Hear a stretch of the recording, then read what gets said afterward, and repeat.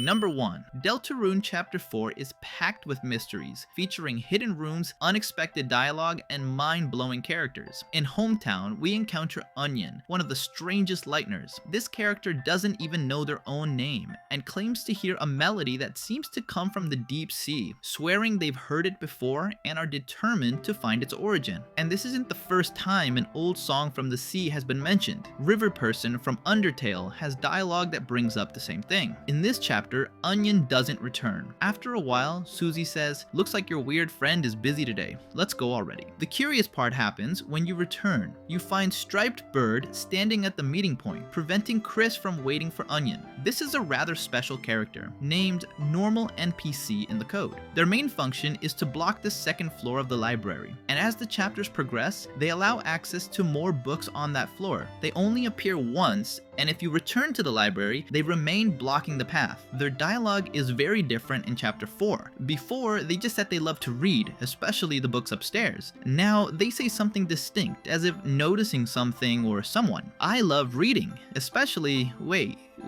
the books upstairs. The books upstairs, wait, the books are... Wait, love." Striped Bird greatly resembles Gaster Follower 3 from Undertale in their pose and figure, although their speaking animations are slightly different. But with Toby Fox, nothing is by chance. In Undertale, when Follower 3 talks about Gaster, their dialogue changes to, "Well, I needn't gossip. After all, it's rude to talk about someone who's listening." Because of this, many people think that Striped Bird, just like their Undertale counterpart, can sense Gaster's presence, or in this game, the Forgotten Man's. The Forgotten Man delivers eggs to Chris in each chapter in a very particular way, and when this is achieved in Chapter 1 and 3, special dialogue occurs in Chapter 2 and 4 respectively. In Chapter 2, upon interacting with a car in traffic, it's mentioned that a man cheerfully waves at Chris. In Chapter 4, after leaving the holiday residence during the rain, interacting with the doors of QC's dinner yields the message, "A customer in the back notices you." He holds up a takeout box and taps it, happily. With all this, Striped Bird's appearance blocking Chris's path becomes more interesting. When you interact with them, they say, don't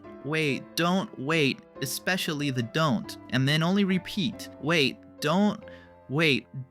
Striped Bird continues to fulfill their objective, blocking the player's path to prevent them from accessing information too early. Onion could have revealed who is behind the river song, but Striped Bird is sent to stop it. Their nonsensical dialogue, an indication of Gaster's presence in the area. Number 2. Inside the first Dark Sanctuary, we have the Money Fountain, where the player can donate any amount they wish. Upon reaching the second Dark Sanctuary, the one Susie creates, a replica of the waterfall room is found. Although you can no longer throw money, there's a chest in the corner and an organac on the other side. The NPC's dialogue and the chest's contents in the room will vary depending on the amount the player has donated. Curiously, for each egg found and correctly placed in previous chapters, an extra dark dollar is added to the donation, and the organic claims these are donations from someone else. Although this doesn't affect the reward, as it changes so that donations can only be made in multiples of 10. If you don't donate, the organic will attack. Donating 99 dark dollars or less gives a darker candy,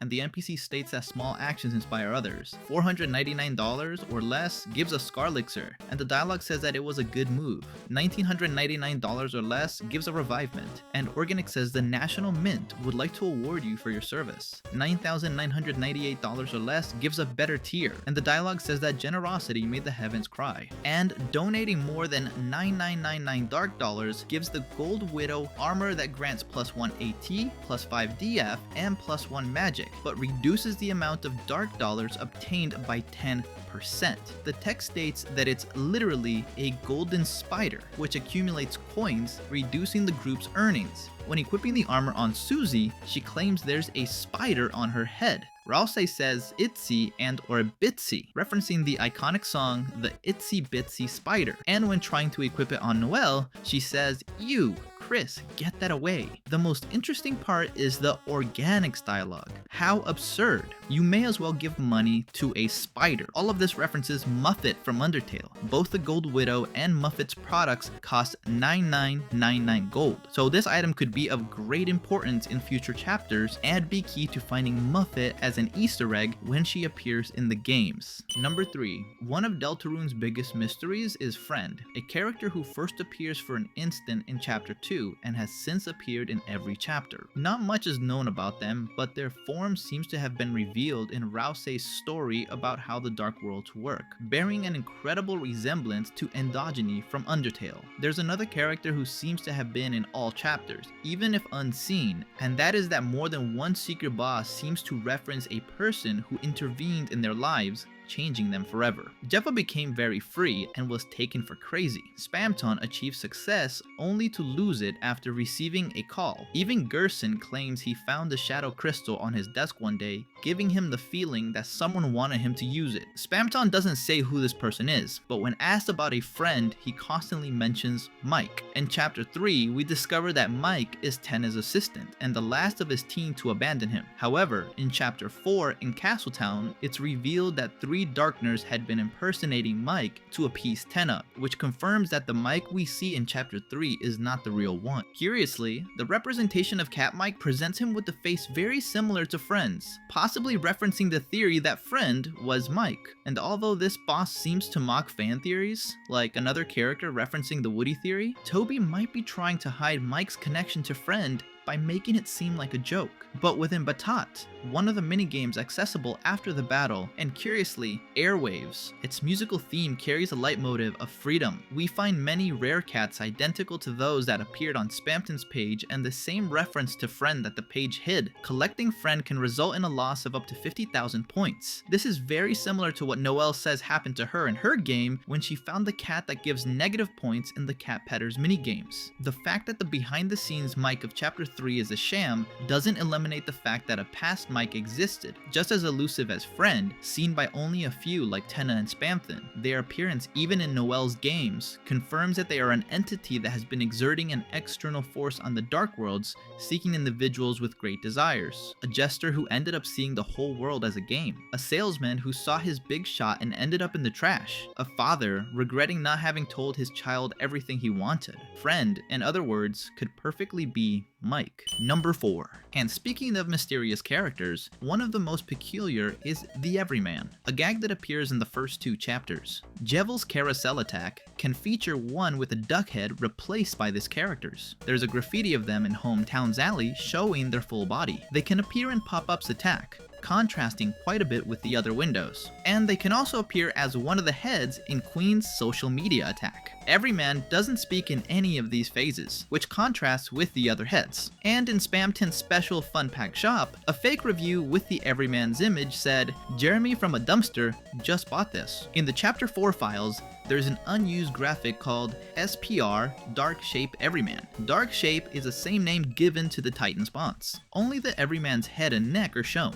They also found the variable Everyman appeared in the object OBJ Church Titan Climb to Post, which manages the scenes that play right after the final climbing section and before fighting the Titan. The variable registered whether or not the Everyman appeared during the climb, but it doesn't seem that their appearance was implemented in the game. The fact that Toby considered putting them in this section of the game indicates that they would have a strong relationship with the Titans and the Roaring Prophecy. And being theoretically so important as to warrant their recording their appearance, it makes it clear that the Everyman will have many more appearances in the future. Number 5. The annoying dog makes a couple of appearances in the chapter. For example, if we try to play the first 4 notes of Megalovania, the annoying dog will ram Chris with their toy car, and after that, the 4th note will always sound wrong.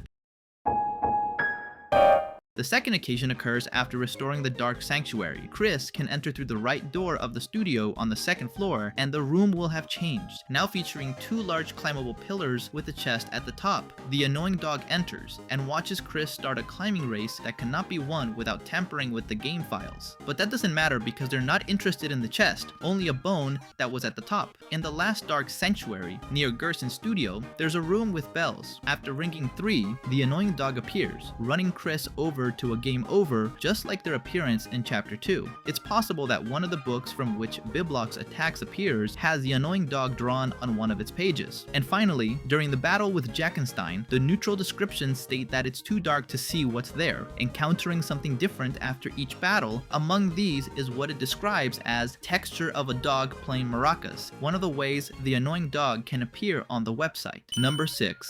The Titan released by the Roaring Knight hides many secrets. The fountain it emerges from is notably similar in size, color, and shape to the dark fountain seen on the chapter selection screen. At first we can only see its hand. 3 eyes appear on its palm, and from the largest it fires a beam to attack the group. Rousey states that the Titan has no cognition or personality. Its sole purpose is to destroy everything in sight.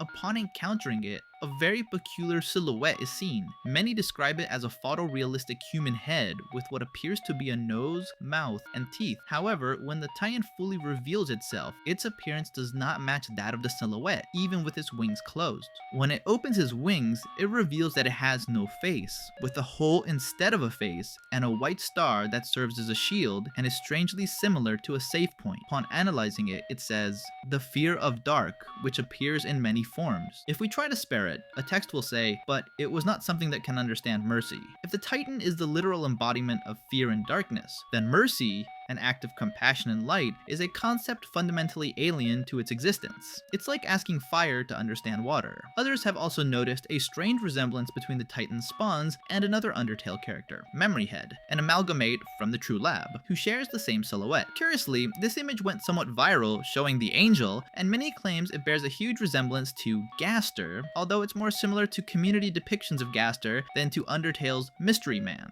Number 7. The egg in this chapter is located approximately in the center of the second sanctuary, in a long corridor with many identical windows and the sacred moss at the end. It's found in a hidden room that can only be recognized by a stained glass window that slightly changes, showing an egg. Inside the room, there's an organic that alludes to the presence of another tree room, talking about something in between. Like the other rooms, you have to exit and re-enter. This time, however, unlike past instances which had a 1 in 50 chance, you only need to do it 8 times. The place looks like a hospital, and there's a reddened receptionist just like those found in Man Country, which is where the Forgotten Man introduces himself and gives us the third egg. Here too there are 3 doors, but only the middle one with the tree drawn on it is accessible. And although nothing is visible, Chris claims to see he behind the tree. On the other side, there's an NPC who asks if you've joined the art club, stating that this is the place where we draw pictures and don't kill each other. There's another man pointing at something and nodding. There's a sink and another person who is painting a tree. After interacting with the man behind the tree, a blank canvas appears to one side. Interacting with it requires drawing. If you refuse, all objects and characters disappear. Accepting makes Chris try to draw the man behind the tree with a pencil, repeatedly starting over due to errors, which results in the canvas being completely covered. Once the sketch is finished,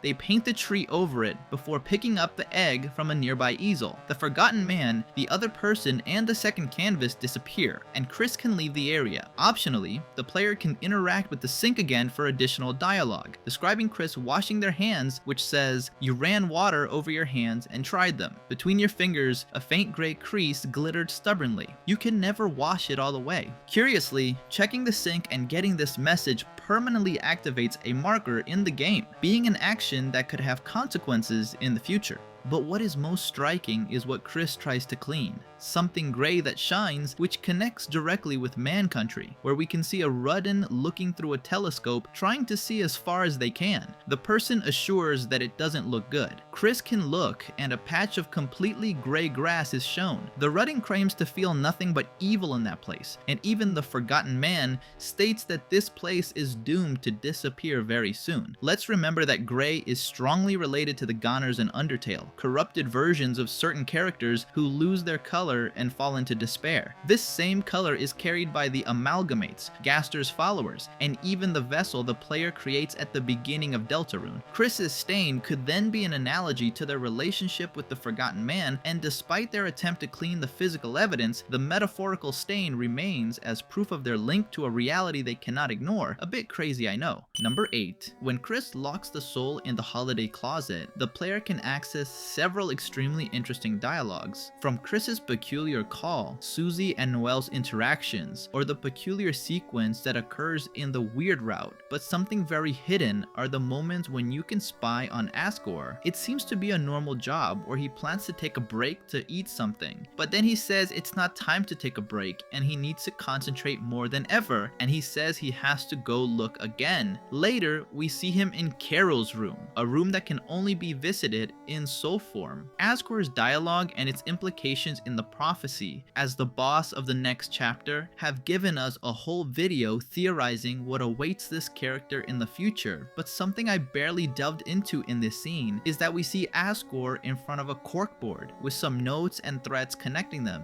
The image of this area's background shows us this board in more detail, although only a part of the room is visible. It seems that Asgore's dialogue is him observing this plan that Kara has probably created. He states that they are almost there, asking an old friend if that's right. This could be an indication that this plan was also crafted by Rudy, his friend since college. He states that Toria will soon see what really happened, that he only wanted to protect everyone, and this time everyone would believe him, asking if they can be a family again. To finish, he admires a black shard. The black shard can be obtained by defeating the Roaring Might during Chapter 3. This is a very peculiar weapon. Even attacking with it changes the attack sprite to a black one with a red outline. It's literally a part of the knight's sword. Its description says it's dagger-shaped and attacks the weakness of dark element enemies. Although we haven't seen an element system in the game yet, it does multiply damage against the Titan and its spawn. In the light world, it's described as a small chip of extremely hard glass. Oddly, it's nearly opaque, being one of the few objects that maintain their form in both worlds, just like the eggs. Neither Susie nor Rousey can use it. Susie can't figure out how, and Rousey insists she shouldn't use it. Only Chris and Noelle can equip the weapon. Noelle says nothing when it's put on her, an identical reaction to the Thorn Ring. This confirms that the Roaring Knight is involved in the plan by providing Asgore with another part of their sword. Whatever they are preparing for the next chapter seems to be an essential step for what this strange alliance of characters intends, in which Chris seems to be involved, getting along so well with Carol and talking to her on the phone. They even don't bother to leave Santa on before leaving, and only ask them to turn it off to save battery. Number 9. Chapter 4 stands out from Chapter 3 by having free access to Castle Town, where you can access the cafe and see unique interactions between recruits. You can even reach Castle Town before facing the Titan to see the interactions of the Dark Sanctuary recruits. Swatch and Zapper continue their rivalry, with Swatch challenging Zapper to tea. The traumas that Rules Card left on the pair of Lanino and Elnina are still present. If Elnina sits with Swatch, she'll wonder if it looks like a date, even if it's not, while Lanino feels jealous.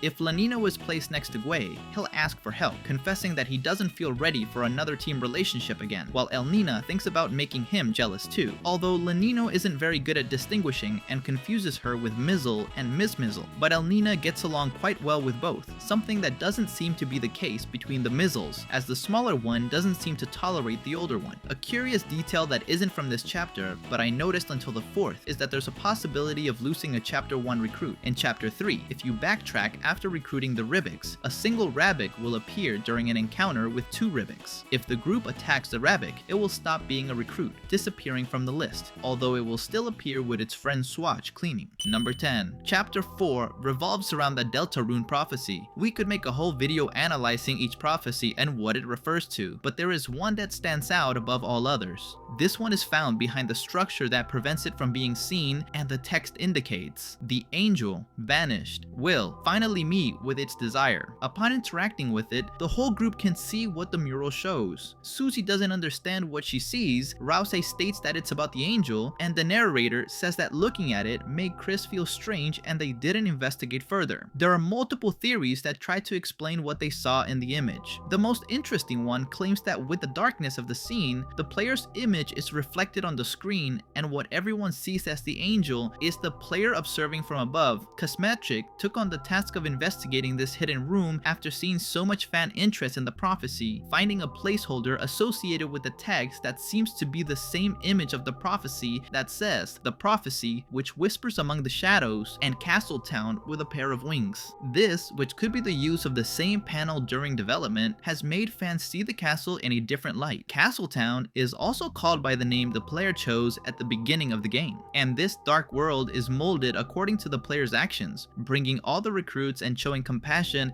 give it more life and transform essential parts of the world. The recruits call the player boss and are able to live without petrifying. Castletown is literally the paradise of the Darkners, and the player is the angel who manages it, forming the place according to their personality and decisions. To say that the angel is banished is because we as players exist outside of their reality, interacting through a screen. So Chris's feeling could be because they are the connection point between the world and the external entity that controls it, and for the first time, they are looking at it face to face. The part about the angel's desire is when the player finally faces the consequences of their decisions. If they have filled the castle with life and recruited all the Darkners, their desire for help will be reciprocated. Whereas if they sought violence above all else, they will receive an equally violent response to their desire, giving it a rather profound meaning consistent with the normal route and the weird route.